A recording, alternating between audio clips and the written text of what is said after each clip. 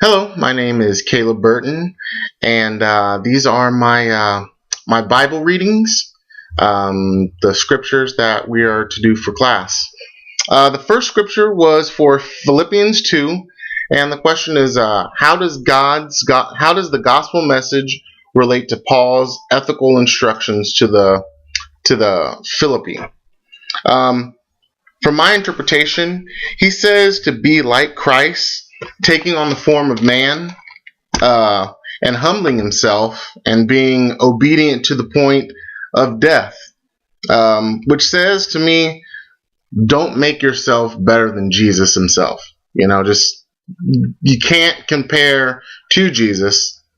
So if you can't really do anything better than he did. So don't try to prove yourself better than Jesus. You can try.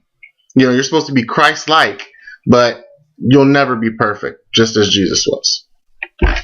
The second question is, it's from Genesis 1 through 3, and it's to show at least 3 ways in which 3 chapters are foundations for a Christian worldview and how they challenge or support your own worldview.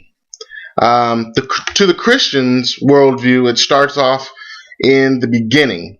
In the beginning, God created the heaven and the earth. This is the foundation to Christians because it's established that there is a God. Someone created the heavens and the earth. Then later, he creates man, and this states where we come from. We come from God. We were formed from God. And then we were also formed in God's image. And the third says to be fruitful and multiply. That's God giving us something to do. So those are 3 ways that the chapter explains that. The next one is Psalms 14, and explain the relationship between fool's beliefs and his behavior. This one's pretty easy because the world is made up of fools, people who don't believe in God. And it says, a fool does not believe in God and says God doesn't exist. And they don't do any good. They only corrupt those that are around them. And when God comes, they're going to be the ones that are completely afraid because they're going to see that it was real and there's nothing that they can do about it. It's going to be too late. Number 4 is Matthew 5:7. Describe how these chapters encouraged or challenged you in any particular habits or practice. This reflection was actually this was a lot deeper than I thought it would actually be.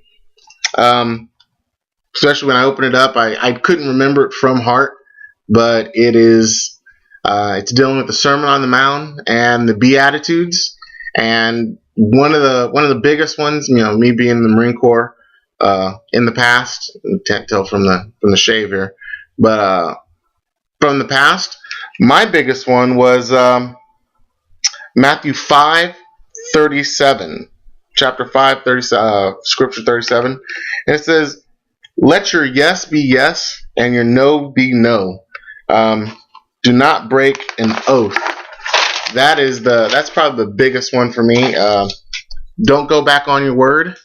Say what you're going to say, and do what you're actually gonna do. What you're going to say. That's huge. I think a lot of Americans we've gotten away from that. We're so easily swayed by what we see on TV. We can go. If you say something, if you say yes, stick to your yes. Don't change your mind. 9 times out of 10, if it was your first reaction is your positive, that's the best reaction that you're going to have.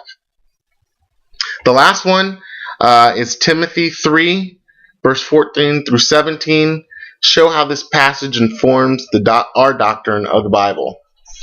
All right, it says that by being a Christian, you're going to be persecuted. However, we should be able to take it because of our teaching from the Scripture. We're equipped to handle any situation and turn it around for the glory of God. And that's pretty much what I took from it. All right, thank you.